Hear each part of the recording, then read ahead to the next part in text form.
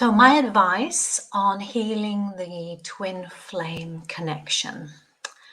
So very first advice is you need to ask for facilitation for your twin flame connection healing journey, and you need to be working on yourself.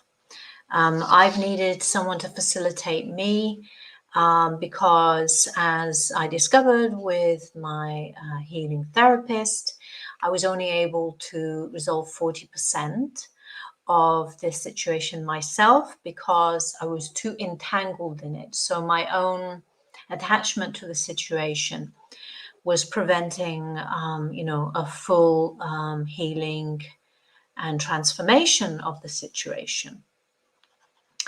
But that does mean that I could help you with that myself because I'm not involved in your situation. So the first thing you need to do is you need to heal the negative cords between you. We don't cut cords here. They simply re-establish the connection. So cord cutting does not work, but you need to work on what allowed the cords to connect within you, between the two of you in the first place. So that's unhealed wounds that you've got that is drawing in someone who also has unhealed wounds. And how do we work on that? So apart from the spiritual healing work on dissolving the cord, we also do somatic body work on releasing trauma in your body and nervous system. We also work on transforming limiting beliefs, unhealthy thought patterns that we can get into when we start to think negatively about our twin flame, and transforming those beliefs like, I'm not good enough for her or him. She doesn't seem very interested in me. I'm not worthy of love. It can be, I am scared to be open and vulnerable again. There could be that limiting belief, or it's too painful to be open and vulnerable with someone. Fears around being abandoned, whether emotionally or actually physically abandoned.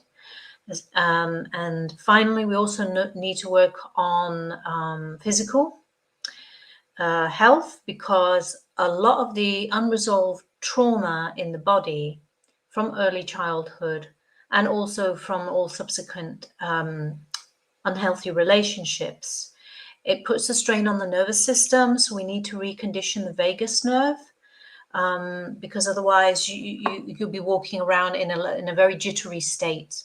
Yeah. And that's not healthy for anyone to be in that state for too long. Also, I would recommend proper nutrition to support your nervous system to calm down. And if your gut has become non-functioning, which often happens if you are in a prolonged phase of being triggered in your relationship, then your gut might stop working properly, and you're going to need help from a nutritionist or from a health practitioner. And good lifestyle choices to nourish your body so that it gets the rest that it needs while you're doing all the healing work. So just to summarize, we need to take a multidimensional approach to healing any toxicity within you, in your part of the twin flame connection, on the spiritual level, mental, emotional, and physical. Spiritual, heal and dissolve the cords. Mental, transform limiting beliefs or thought patterns. Emotional, somatic body work processing for healing unresolved trauma and in the nervous system as well, and releasing trapped emotions.